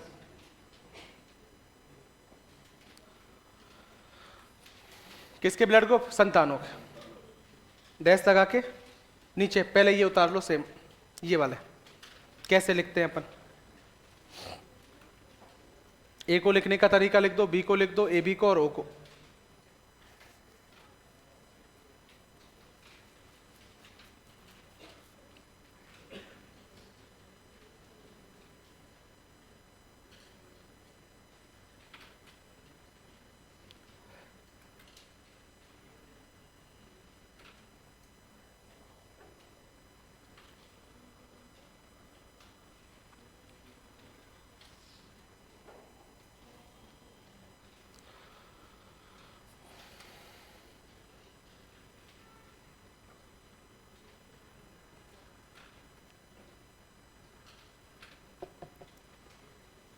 जो भी टाइम लगेगा वो बायोलॉजी में ज़्यादा लगेगा, क्योंकि बायोलॉजी में लिखना क्या होता है? ज़्यादा। फिजिक्स केमिस्ट्री में क्या लगेगा? कम। सबसे कम टाइम लगेगा केमिस्ट्री के अंदर।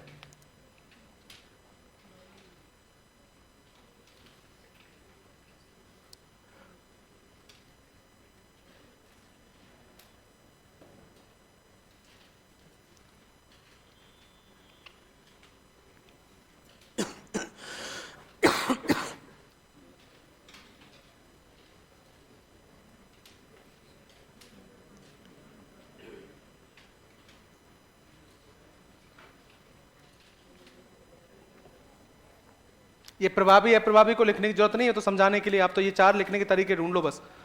क्या सही है? क्या कंप्लीट है सबका? कंप्लीट है? इधर आ जाइए, एक ये बना लीजिए।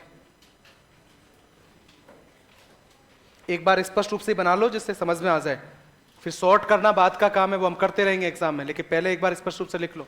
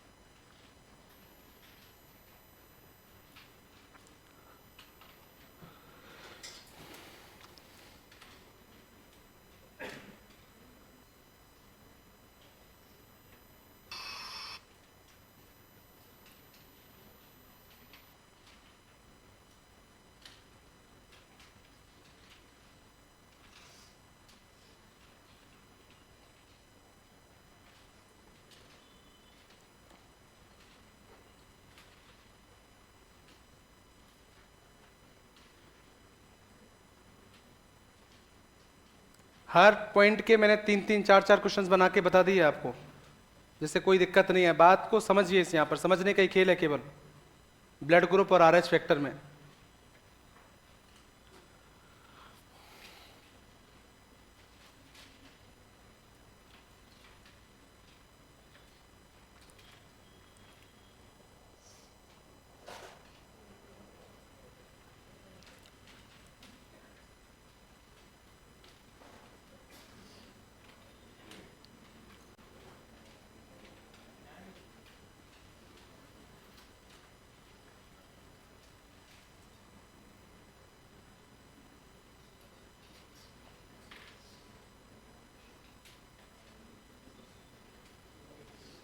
हाँ कंप्लीट है।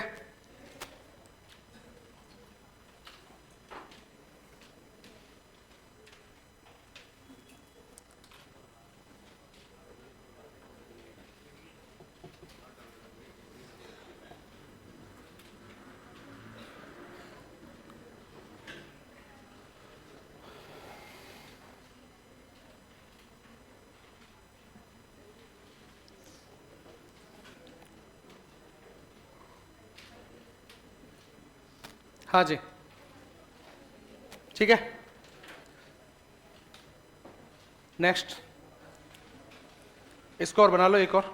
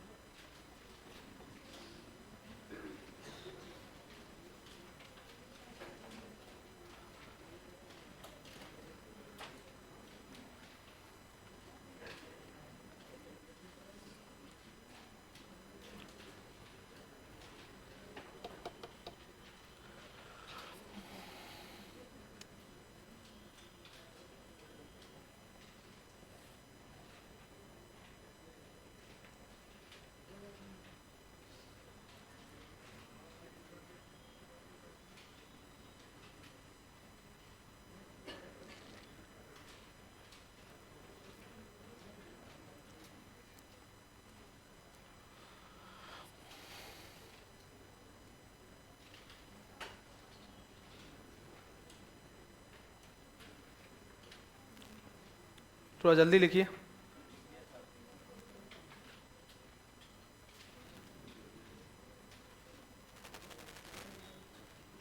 समझ के उतारिए इन सबको, है ना, क्या लिख रहे हो पता रहना चाहिए। यहाँ कोई रटा रटने का सिस्टम ही नहीं है, आपको केवल समझने का खेल है यहाँ पर ही। इसलिए मैंने कल भी आपको कोई रिवाइज नहीं करवाया था जाते समय, और ना आज भी करवाऊंगा आपको, क्योंकि रिवाइज वहीं करना है जैसा यहाँ केवल समझने का खेल है। आपको एक बार में चीज को समझना था, ठीक है। आप कितना भी रट लीजिए, अगर आपको ये बात समझ में नहीं आई तो आंसर नहीं होगा। तो जहां समझने का खेल है वहां समझिए एक चीज को, ठीक है। तो जब दो समझ में आ गए तो तीसरे को फिर बनाने की जरूरत नहीं है, बस आपको पता रहना चाहिए लिखने का तरीका। कोई भी आ जाए, हमको लिखने का तरीका आना चाहिए। एक क्वेश्चन और पूछ रहा हूं, लास्ट टाइम फाइनल, तुम बता दो मुझे, है ना, कितना दिमाग लगाते हो तुम, ठीक है। चलो कंप्लीट कर लो एक बार जिनका रह रहा है, बाकी फिर मैं पूछूंगा।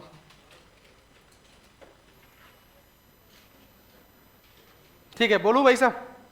तो चलो बताओ, पिता ए ब्लड ग्रुप का है। पिता किसका है? हाथ पैर चलाने चला सकते हो आप, कॉपी को यूज ले सकते हो, वो आपका काम है। पिता किस ब्लड ग्रुप का है? ए। और माता भी एक ही है। माता भी किसकी है? एक। तो बताओ संतानें किस किस ब्लड ग्रुप की होंगी? आंसर कोई नहीं देगा, देख लो। पिता भी एक का, माता की एक की, तो संतानें किस किस ब्लड ग्रुप की होंगी? सोच लीजिए, वो आपका काम है।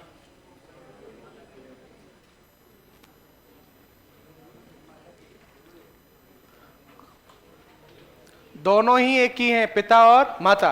बताओ, बता सकते हो किसकी होगी? ए और ओ। जल्दीबाजी कभी करनी है क्या?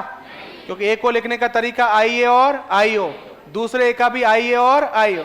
अगर बनाओगे तो तीन एक ही होंगी और एक, ऐसे मत कर देना एग्जाम में, पिता भी एक का है माता भी एक ही है, तो कॉमन सेंस की बात है, संतान भी ये होगी। कोई कॉमन सेंस नहीं लगाना है, समझ में आ रहा है क्या? जो तरीका बताया है वही तरीका फॉलो करना है। चलो, तो ये थोड़ा दिमाग में रख लेना आप लोग। और ये आपका एक पहला टॉपिक कंप्लीट होता है, जिसका नाम क्या है? पहला टॉपिक भी कंप्लीट नहीं होता है, आपके सिलेबस की जो पहली लाइन है उसका एक पार्ट, छोटा पार्ट कंप्लीट हुआ एक, ठीक है। अब आ जाइए, इसलिए पहले दिन मैंने आपको सिलेबस लिखाया था जिससे समझ में आए सिलेबस। तो पहला पॉइंट कंप्लीट हुआ है, रक्त। क्या हुआ है? रक्त। अगला हेडिंग डालो, और इसी रक्त का एक टॉपिक और आता है, और उस हेडिंग को अब की बार इस नाम से डालो, रक्त परिसंचरण तंत्र। रक्त परिसंचरण तंत्र या ब्लड सर्कुलेटरी सिस्टम।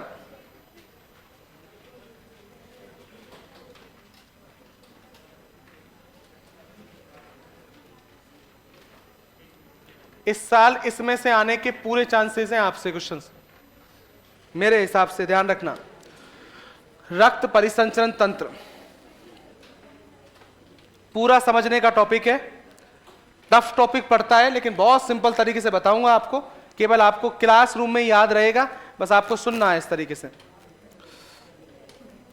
वास्तविकता में टॉपिक का नाम यही था, ठीक है, लेकिन खुद ही देखो, टॉपिक का पहला नाम बोलो क्या है? अरे क्या टॉपिक में ही रक्त आ रहा है, तो रक्त तो हमको पढ़ना ही था, लेकिन वास्तविकता में रक्त अपने आप में अलग टॉपिक है, इसलिए हमने पहले रक्त को पढ़ लिया। अब क्या पढ़ेंगे? कहने का मतलब ये रक्त हमारे शरीर में किस तरीके से क्या होता है, प्रवाहित होता है, वो पढ़ना है इस टॉपिक में, ठीक है। देखिए सुनो इस तरीके से, पहली बात, सबसे पहला क्वेश्चन बनता है कि रक्त परिसंचरण तंत्र है, इसके बारे में कोई पूछे कि बताइए इसका खोजकर्ता कौन है। अरे क्या पूछेगा, खोजकर्ता, तब एक साइंटिस्ट का नाम याद रखोगे, उसका नाम है विलियम हार्वे। फिर बोलो क्या नाम है, विलियम हार्वे। इसने रक्त परिसंचरण तंत्र की क्या की, खोज। चलो एक और सुनो, अगर इस टॉपिक के बारे में ये पूछा जाए कि इस तंत्र की जो स्टडी होती है, अरे फिर बोलो क्या, स्टडी मतलब अध्ययन, फिर बोलो क्या, वो क्या कहलाता है, तो आप बोलोगे एंजियोलॉजी। फिर बोलो क्या नाम है, एंजियोलॉजी। पूरा रक्त परिसंचरण तंत्र जिसमें रक्त भी आएगा, हार्ट भी आएगा, उन सबकी स्टडी क्या कहलाती है, तो क्या बोलोगे, एंजियोलॉजी। और केवल रक्त का अध्ययन पूछे तो हीमेटोलॉजी। क्या कहलाएगा, हीमेटोलॉजी। चलो एक और सुनो, अगर इस परिसंचरण तंत्र की बात करूं, जो रक्त परिसंचरण तंत्र है, अगर मैं इसकी बात करूं दोस्त मेरे, तो इस टॉपिक पे ध्यान रखना कि परिसंचरण तंत्र दो प्रकार का होता है। कितने प्रकार का, एक होता है जिसको बोलते हैं खुला परिसंचरण तंत्र। फिर बोलो कौन सा, और एक होता है जिसका नाम होता है बंद परिसंचरण तंत्र। बोलो कौन सा। मैंने कहा परिसंचरण तंत्र कितने प्रकार का है, एक क्या मतलब होता है खुले और बंद का, मैं सिंपल सी भाषा में समझा देता हूं। एक शब्द लिख रहा हूं तुम्हारे सामने जिसका नाम है केसिका। पढ़ो, शब्द का नाम क्या है, जिसको बोलते हैं कैपिलरीज। क्या बोलते हैं, देखो इधर सुनो, तुमको मैंने बताया था कि हमारे शरीर में 3 तरह की रुधिर वाहिका है। कितने तरह की, इस टॉपिक में आएगी ये बातें। एक का नाम है सिरा, क्या नाम है, एक का नाम, और एक का नाम, जिनके अंदर रुधिर केशिका पाई जाए। क्या पाई जाए, उनमें कैसा परितंत्र है, और जिनमें नहीं पाया जाए वो, अरे क्या, तो रुधिर केशिकाओं के आधार पर ही परिसंचरण तंत्र को 2 भागों में बांटा गया है। कितने भागों में, एक कैसा है और एक, ये तो समझाने के लिए था, तुमको इनसे कोई लेना देना नहीं। मोटा मोटा एक बात समझ लो आप तो, कि जो छोटे जीव हैं, कैसे जीव हैं, उनमें कैसा पाया जाता है, खुला, और बड़े जीवों में ज्यादातर बंद। चलो इधर आपसे क्वेश्चन ये पूछेगा कि बताइए खुले प्रकार का परिसंचरण तंत्र किसमें पाया जाता है, ये एग्जांपल आएगा। तो ध्यान रखना, जंतुओं के 2 संघ हैं। अरे कितने संघ हैं, 2। एक का नाम है आर्थ्रोपोडा। अरे बोलो क्या नाम है, बताया था क्या। एक का नाम है मोलस्का। अरे फिर बोलो क्या नाम है, एक का नाम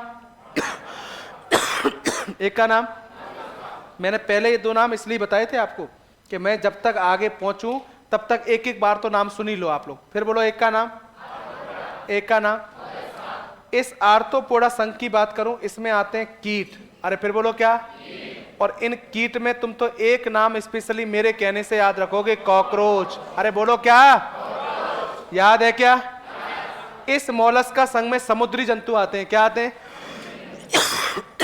जिसमें 2 जंतु याद रखोगे आप, एक का नाम पाइला। फिर बोलो क्या, ये समुद्री जंतु है, तुमने नहीं देखा होगा, कोई जरूरत नहीं है। एक कवचनुमा एक जंतु होता है जिसका नाम क्या है, पाइला, और एक होता है शंखनुमा संरचना के रूप में सीप। क्या होता है, जैसे शंख नहीं आते छोटे छोटे, उस नुमा एक जंतु और होता है सीप। तुम तो छोड़ो, मैं जो बात बताना चाह रहा हूं वो सुन लो। ये कैसा है, ये किस किस में पाया जाता है, आर्थ्रोपोडा और मोलस्का। ये एक तो ये याद रखना है, और दूसरा तुम तो मेरे कहने से एक लाइन याद रखोगे, और जंतु का नाम क्या है। तुमसे 99 क्या 100% कभी पूछेगा ना कि खुला परिसंचरण तंत्र किसमें पाया जाता है, तो ज्यादातर ऑप्शन में क्या मिलेगा, कॉकरोच। अरे क्या, या इस बात को बैठा लो कि कॉकरोच में कैसा परिसंचरण तंत्र है, खुला। इसके अलावा बंद की बात करूं तो जितने भी विकसित जंतु हैं, अरे कौन से विकसित, जैसे मैमल्स वर्ग में मनुष्य आता है क्या, पूरा का पूरा मैमल्स वर्ग शामिल हो जाएगा, शेर चीता वगैरह सब। लेकिन मैं कुछ जंतु लिख रहा हूं, उनको याद रखना आप तो, ठीक है। एवीज वर्ग में पक्षी आते हैं क्या, सभी पक्षी शामिल हो जाएंगे। रेप्टिलिया वर्ग में सर्प मगरमच्छ घड़ियाल आते हैं क्या, ये भी आ जाएंगे। एम्फीबिया वर्ग में मेंढक आता है क्या, ये भी आ जाएगा। स्पीशीज वर्ग में मछली आती है क्या। तो ज्यादातर जितने भी कशेरुकी प्राणी थे मैंने आपको बताया था, जितने भी कशेरुकी, लेकिन तुम तो इन नामों को याद रखना, सब में कैसा पाया जाता है, लेकिन स्पेशली मनुष्य को तो याद करके ही जाओगे कि मनुष्य में कैसा परिसंचरण तंत्र है, तो क्या बोलोगे? बंद। अरे कैसा? बंद। लेकिन फिर एक अपवाद सुनो, इधर देखो, ये कौन सा संघ है? फिर बोलो कौन सा? इस मोलस्का संघ में तुमको ध्यान हो तो एक जंतु का नाम मैंने उस दिन बोला था जिसका नाम था ऑक्टोपस। अरे बोला था क्या? फिर बोलो कौन सा था? किस संघ में आ रहा है? और इस संघ के जंतु में कैसा परितंत्र है? लेकिन अगर कभी ऑक्टोपस की पूछे ना तो ये अपवाद है, और इसके अंदर परितंत्र कैसा है? बंद। अरे कैसा है? बंद। चलो एक बार बात को ढंग से सुनना है, उस बात को आप सिंपल भाषा में प्रेजेंटेशन कर लो। टॉपिक का नाम बोलो क्या है? रक्त परिसंचरण तंत्र। अरे यही है क्या? इसके खोजकर्ता कौन है? William Harvey. इसका अध्ययन क्या कहलाएगा? एंजियोलॉजी। फिर बोलो क्या? फिर बोलो क्या? परिसंचरण तंत्र कितने प्रकार का है? एक। कॉकरोच में कैसा परिसंचरण तंत्र है? मनुष्य में कैसा है? पक्षी में पूछे तो ऑक्टोपस में। क्या मेरी बात समझ में आ गई क्या? ऑक्टोपस में कैसा है? बंद। कैसा है? क्योंकि ऑक्टोपस अपवाद है, जो चीज अलग है, जो चीज एक्सेप्शन है, उसके पूछने के चांसेस भी क्या है? ज्यादा। लिखो नीचे इसको, फिर मैं डिटेल से इस टॉपिक की स्टार्ट करता हूं। लिखो नीचे, रक्त परिसंचरण तंत्र। पहला पॉइंट, खोजकर्ता। इस तंत्र के खोजकर्ता लिख दो।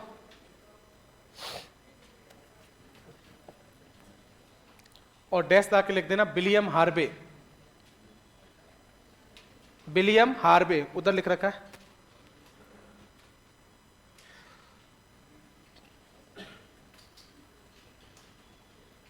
खोजकर्ता कौन है? William Harvey. ठीक है, नेक्स्ट पॉइंट लिखो मेरे दोस्त, स्टडी। स्टडी का मतलब अध्ययन, तो स्टडी लिखा करो, है ना। डैश ला के लिखो, क्या कहलाएगी? एंजियोलॉजी। लेकिन समझ में तो आ रहा है किसकी स्टडी की बात कर रहे हैं? रक्त परिसंचरण तंत्र। देखो टॉपिक का नाम ये है, तो स्टडी इसी की बात हो रही है। समझ में आ रहा है? नहीं, ध्यान रखना, हर छोटी से छोटी बात को लिखना है। आपको कोई चीज कंफ्यूज है, हर बात को क्या करना है? समझना है। याद तुम देखो अलग सिस्टम होता है, हम तो इसी में फंस जाते हैं कि याद होगा नहीं, ये तो बात की बात है। तो मुझे बताओ, ब्लड वाला टॉपिक याद है कि नहीं? लगभग 70-80% तो क्लासरूम में याद रहेगा ना। और मैं ये आपसे दावे के साथ कह रहा हूं कि जो तुम्हारी एग्जाम में क्वेश्चन ब्लड में से पूछा जाएगा उतना तुमको याद है, ऑप्शन देख के आंसर दे जाओगे। और यही नहीं, हर टॉपिक के साथ बता दूंगा आपको।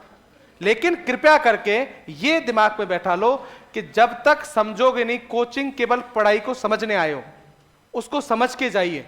लिखना अपना उद्देश्य नहीं है। लिखना ही अगर उद्देश्य होता तो हम ऑनलाइन कोर्स ले लेते, उसको लिख लेते कहीं। हर चीज को समझिए, क्या टीचर कह रहा है, क्या समझा रहा है, तो थोड़ा ध्यान रखिए। और अगर टॉपिक को ढंग से सुना जाए, समझा जाए, तो अपने आप चीजें क्या रह जाएंगी? याद। कोई बड़ी बातें नहीं होती। लिखो नीचे, स्टडी लिख लिया सबने? अब एक काम करो, इधर परिसंचरण तंत्र लिख के 2 भागों में बांटो, जैसे मैंने बांटा है। लेकिन लिखोगे पूरा, यहां पर है ना। परिसंचरण तंत्र लिख के 2 भागों में बांटो, और एक साइड लिखना खुला परिसंचरण तंत्र। पूरा लिखोगे आप, खुला परिसंचरण तंत्र। और एक साइड लिखोगे बंद परिसंचरण तंत्र। केवल खुला और बंद लिख के छोड़ोगे नहीं, पूरा लिखना शब्द। खुला परिसंचरण तंत्र और बंद। खुले को बोलते हैं ओपन सर्कुलेटरी सिस्टम। किसी को लिखना हो तो ही लिखना इंग्लिश नाम, आपको लिखने की जरूरत नहीं है। और ये क्लोज्ड है।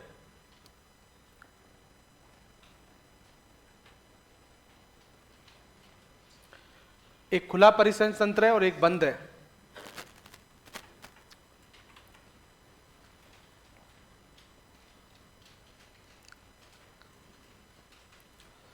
खुला परिसंचरण तंत्र और बंद लिख लिया कि सबने? इधर देखो आप, खुले का एग्जाम्पल किस किस में पाया जाता है? और मोलस्क। सेम लिखो एग्जाम्पल, आर्थ्रोपोडा और मोलस्का।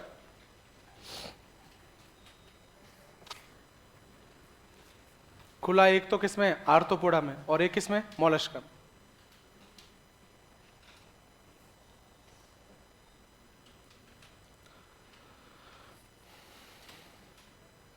आर्थ्रोपोडा में लिख लो कौन कौन आते हैं। कीट और कॉकरोच। जितने भी कीट, कीट का मतलब मच्छर, मक्खी, मकड़ी, सब शामिल हो जाते हैं। लेकिन तुम तो कॉकरोच पर अंडरलाइन कर लो, तुमसे आएगा तो कॉकरोच ही पूछा जाएगा। कीट और कॉकरोच, दो चीज लिख दो। मोलस्का में दो जंतुओं के नाम लिख दो, एक पाइला और एक सीप। आएंगे भी नहीं मोलस्का के, सुन लो, आएंगे वो आर्थ्रोपोडा के आएंगे।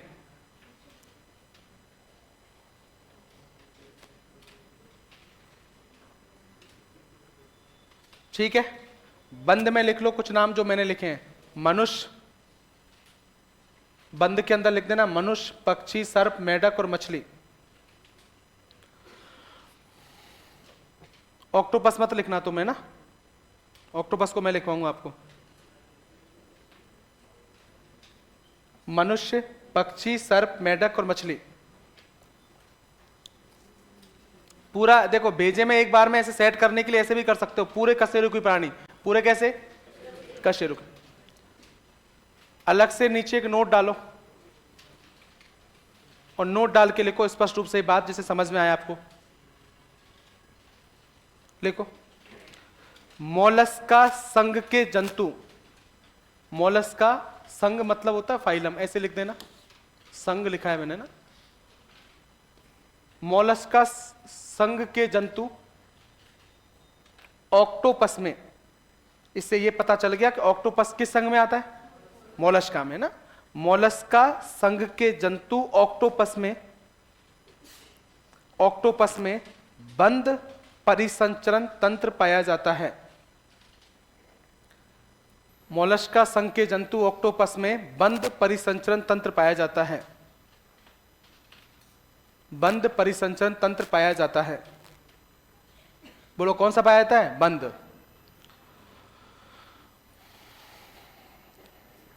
ठीक है, देखो दोस्त मेरे, अब आते हैं टॉपिक पे ना। वास्तविकता में टॉपिक का नाम ही क्या है, रक्त परिसंचरण तंत्र। रक्त पढ़ लिया क्या? अब काम की बात है कि रक्त हमारे शरीर में प्रवाहित होता कैसे, और इस रक्त को प्रवाहित करने के लिए ही होता है, और वो शब्द क्या होता है, हार्ट, हृदय होता है। इसी को क्या बोलते हैं, हार्ट। तो हेडिंग डाल दो आप लोग।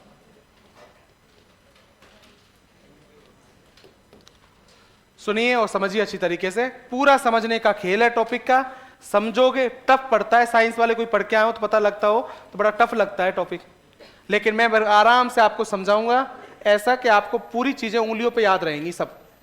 बस आपको डायग्राम भी सब कुछ, सब उंगलियों पे चीजें याद रहेंगी, लेकिन आपको बहुत स्पष्ट रूप से सुनना है। हाँ, एंजियो, वो आगे शब्द आएगा, मैं अपने आप बताऊंगा क्या होता है एंजियोग्राफी, क्या होता है क्या नहीं होता। पहले आगे आ जाओ। शब्द बोलो क्या है, हृदय। सही है। सबसे पहला क्वेश्चन, आपसे कभी कोई पूछे कि हार्ट के बारे में, कि पहली बात तो याद रखना कि हार्ट की जो स्टडी होती है, अरे क्या स्टडी, वो क्या कहलाती है, तो आप बोलोगे कार्डियोलॉजी। नाम बोलो क्या है, ऑप्शन देख के समझ में आ जाएगा क्या? अरे बोलो, शब्दों को मत रटिए दोस्त मेरे, शब्दों को समझिए। कि हमको पता है कि हार्ट का संबंध, कार्डियो संबंध का मतलब किससे, हार्ट से, तो हम देख के बता देंगे कि हार्ट का अध्ययन क्या कहलाएगा, कार्डियो। आपसे कोई पूछे कि हृदय क्या है, तो हमेशा याद रखना कि हृदय एक पेशीय अंग है। अरे बोलो कैसा अंग है, मस्कुलर ऑर्गन है, बड़ा काम की बात है। रक्त क्या है, तरल संयोजी ऊतक। ऐसे हार्ट क्या है, कैसा अंग, मतलब बेजे में सेट कर लो इस बात को कि हार्ट में किसी भी तरह की कोई हड्डी वड्डी पाई जाती, क्या पाई जाती है, मसल्स। क्या, इसलिए कैसा अंग है, तभी तो ये मसल्स पाई जाती है, इसलिए धड़कता रहता है। धड़कता है क्या, पंप करता है। तो हृदय कैसा अंग है। अगर आपसे कभी पूछा जाए कि मनुष्य का हृदय, बोलो किसका हृदय कैसा होता है, तो हमेशा याद रखना मनुष्य का जो हृदय होता है वो मायोजेनिक होता है। फिर बोलो कैसा, शब्द पकड़ो, बोलो कैसा, ऐसा हृदय जिस पर पेशियों का नियंत्रण हो। किसका, उस हृदय को क्या बोलते हैं। और हमारा हृदय तो कैसा अंग है, तो स्वाभाविक है कि हमारा हृदय कैसा है, मायोजेनिक। क्या, वास्तविकता में तुम्हारे तो टॉपिक कम है, लेकिन वैसे शब्द को मैं जोड़ सकता हूं, साइंस वालों ने तो कभी सुना हो, तो पेशियों का अध्ययन कहलाता है मायोलॉजी। क्या कहलाता है, पेशियों में जो प्रोटीन होती है उसका नाम है मायोसिन। कौन सी, और वहीं से इस शब्द का नाम क्या है, मायोजेनिक। तो हमेशा दिमाग में रखो, हृदय एक कैसा अंग है, इसका, मनुष्य का हृदय कैसा है, और मैंने ये कहा इसकी स्टडी क्या कहलाती है। अगर इस हृदय की बात करूं तो आपको यह भी पता होना चाहिए कि मनुष्य का हृदय बंद मुट्ठी के आकार का होता है। अरे बोलो कैसा है? बंद मुट्ठी के आकार, इस तरीके का हृदय होता है। हम बोलने की समझ सिंपल सी भाषा में बताते हैं। अगर बात करूं, मैं आगे डायग्राम भी बनाऊंगा, जरूरत पड़ेगी, लेकिन मैं अलग तरह का डायग्राम बनाऊंगा जो तुमको समझने में आएगा। तो तुम तो भेजे में एक बात सेट कर लो कि मनुष्य का हृदय कैसा होता है? बंद मुट्ठी के आकार। और कभी कोई ये भी पूछे कि हृदय का वजन, अरे बोलो क्या वजन, तो हमेशा याद रखना मेल के अंदर, बोलो किसके अंदर, इसका वजन होता है लगभग 300 ग्राम। बोलो कितने ग्राम? और फीमेल के अंदर इसका वजन होता है, वो होता है 250 ग्राम। मेल में कितना? फीमेल में? सुनो समझो अच्छी तरीके से। मैंने कहने का मतलब समझ लो अच्छी तरीके से सुनने से पहले, कि मैंने कहा कि फीमेल के हृदय का वजन क्या होता है? कम। वजन कम होता है, समझ लो अच्छी तरीके से। वजन का मतलब उसके काम करने से बिल्कुल भी मतलब नहीं है इसका, समझ लो अच्छी तरीके से। ऐसे तो कोई जानवर का बड़ा है, भैंस है, उसका वजन थोड़ा ज्यादा होगा, समझ में आ रहा है? तो वजन का किसी चीज से संबंध है क्या? नहीं। ये सब बॉडी वेट पे डिपेंड करता है, क्योंकि फीमेल का बॉडी वेट मेल की तुलना में क्या होता है? कम। इसका हृदय का वजन भी क्या होगा? कम। काम दोनों का क्या करेगा? सेम करेगा। ऐसे तो मैं एक आगे और बता देता हूं, क्योंकि तुमको जरूरत नहीं पड़ेगी। मेल के अंदर ब्रेन का वजन भी 1350 ग्राम होता है। कितने ग्राम? फीमेल के अंदर 1250 ग्राम होता है। तुम्हारे दिमाग से तो यही होगा कि दिल भी कम और दिमाग भी कम, बड़ी गंभीर स्थिति है। अरे सही है क्या? अब मेरी बात को सुन लो इस तरीके से। मैंने फिर बोला कि दिमाग का संबंध, फिर सुन लो, वजन कम है। क्या कम है? बुद्धि का वजन से कोई संबंध नहीं है। मैंने कहा बुद्धि का वजन से कोई संबंध। बुद्धि डिपेंड करती है, इस ब्रेन के अंदर पाई जाती गायरी और सलसी, गायरी और, उससे डिपेंड करता है जिस पर जितनी। ऐसे तो दिमाग में, फिर सुन लो आप लोग, जिस जानवर का वजन ज्यादा है उसका, भैंस का बुद्धि बड़ा, ब्रेन ज्यादा होता है। इसका मतलब ये नहीं कि ब्रेन बहुत इंटेलिजेंट है भैंस, इसलिए तो ये बात बहुत बार ऐसे लगा लेते हैं कि वजन कम, तो वजन का काम से कोई लेना देना नहीं है। तो ये हमेशा याद रख लो। इसीलिए क्योंकि बॉडी वेट कम है तो स्वाभाविक रूप से ऑर्गन्स का वजन भी क्या हो सकता है? कम। और आजकल तो आपको पता है कि जितने भी रिजल्ट आ रहे हैं उनमें लड़कियों का स्थान बढ़ रहा है। इस साल यूपीएससी के आईएएस के एग्जाम में पहले 3 नंबर पर 3 लड़कियां ही हैं। 3 नंबर पे क्या है? लड़के। क्योंकि हमारा समाज बदल रहा है। समाज को इस समझ में आगे नहीं लग गया हमको कि समाज के अंदर अगर महिलाओं को पूरा मौका दिया जाए तो सब कुछ हो सकता है। अरे जो महिला हमारे पूरे घर को चला सकती है वो हमारी माँ है। तुम्हारे अभी कम समझ में आ रही होगी बात, अब माँ आते ही तुम्हारे थोड़ा ज्यादा समझ में आएगी। सीधे बैठ जाओ, पचती नहीं है अभी तो बड़ाई करता मैं तुम्हारे। अब थोड़ा समझ, तुम्हारे समझाने के लिए कि हमारे घर में माँ का क्या महत्व वो हमको समझ में आ रहा है। और माँ भी एक लड़की है, वो भी तो एक लड़की थी, बाद में क्या बनी है? माँ बनी। समझ? अब थोड़ा सा क्या होता है, कोई किसी की इज्जत करता, इज्जत होती है, तो हमारे माँ आती है हमारे दिमाग में, माँ, सीधे हो जाओ, माँ की बात चल रही है तो दिमाग, अब दिमाग में भेजे में जाए। तो माँ का महत्व हमको पता है घर में क्या है, कि वो माँ जो पढ़ी लिखी नहीं है तो अभी घर में ऐसी ऐसी बातें बहुत बार घर के ऐसी समस्याओं का समाधान कर देती है जहां पढ़े लिखे भी नहीं कर पाते। अरे सही है क्या? जहां पढ़े लिखे लोग माँ बाहर जाके लड़ाई कर रहे होते हैं, माँ समझदार होती है, घर में रोक देती है बच्चे को, तू रुक जा, नौकरी लग। नौकरी लगने से अपने घर की इज्जत बढ़ेगी, ये लड़ाई झगड़े से नहीं बढ़ेगी कि भाई को मैं पीट दूं। क्या कर लेगा पीट के? पिट जाएगा, जेल में पटक देंगे, सड़ जाएगा। पहले ही पैसा नहीं है, तुझे निकलवाएगा कौन? तो माँ रोक देती है। पिताजी कोई गलत काम करे, पिताजी को रोक देते, अपन इतने में काम चला लेंगे, कोई ज्यादा करने की नहीं, हमको किसी से लड़ना भिड़ना नहीं है। वो उसको पढ़ाई लिखाई, और जो पढ़े लिखे हैं वो बहुत बार जोश में आ जाएंगे, इसको देख लेंगे उसको, क्योंकि उसको पता है कौन किसी को देखेगा क्या नहीं। सिंपल सा है कि इस नौकरी का महत्व समझो। ये तुम जो क्लासों में बैठे हो ना, अपने माँ बाप को देखो, हम जहां जगह से आए वहां देखो, अपने समाज को देखो कि नौकरी लगने के बाद जिंदगी बदल जाती है, लोगों की सोच बदल जाती है हमारे प्रति। और जब तक ये भावना नहीं आएगी ना, तब तक मेहनत नहीं कर पाओगे। मेहनत करने के लिए कुछ भावनाएं मन में आनी चाहिए, कुछ जज्बा होना चाहिए हमको आना। या तो हम खुश हैं कि हम जिस परिस्थिति में आए हैं वो परिस्थिति हमारी बहुत अच्छी है, तो मेहनत नहीं कर पाओगे। या हमको ये आना चाहिए कि हमारी गांव में अभी पोजीशन उतनी अच्छी नहीं है जितनी होनी चाहिए, उसके लिए हमको कुछ बनना पड़ेगा। जब मन ऐसा लगे ना कि पढ़ाई में मन नहीं लग रहा है, पढ़ाई मन, तब तो ऐसी चीजों को सोचना चाहिए। नौकरी का महत्व समझ में आना चाहिए। तब समय की घड़ी नहीं देखोगे कि 3 घंटे पढ़ लिए 5 घंटे, फिर तब तक पढ़ोगे जब तक सिलेक्शन, और उसके लिए थोड़ा शरीर में जज्बा होना चाहिए।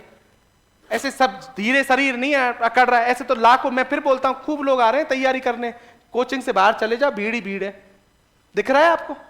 तो ये उपलब्धि नहीं है कि तुम कोचिंग आए हो, उपलब्धि ये है कि रोजाना सोचो कि हम जिस जगह से आए हैं, जिस घर से आए हैं, जिस परिवार से आए हैं, उस परिवार में हमको अपनी स्टैंडर्ड इज्जत बढ़ाना है, और उसके लिए बड़ी क्या करनी है, मेहनत। ठीक है, तो सुनो अच्छी तरीके से इसके बारे में। मैंने कहा कि मेल का वजन कितना होता है, 300 ग्राम, और फीमेल में हार्ट का वजन 250 ग्राम।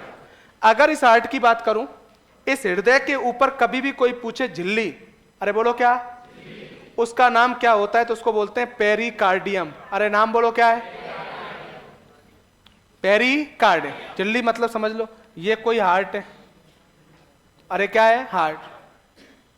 ठीक है, ये ऊपर की, सबसे ऊपर की झिल्ली है, उसका नाम क्या है, क्या है, पेरिकार्डियम। भूल जाओ तो फिर सुन लो इस तरीके, कभी भी कोई जो सबसे ऊपर चीज होती है ना, उसका नाम होता है पेरी। क्या आता है, और वैसे भी तुम तो भेजे में सेट कर लो, आगे क्या लग रहा है, तो कार्डियम जब शब्द आ गया तो समझ लो इसका संबंध हृदय से है। किससे है, और अगर कोई पूछे कि हृदय की झिल्लियों के मध्य कौन सा द्रव होता है, तब आप बोलोगे पेरिकार्डियल। अरे क्या नाम है,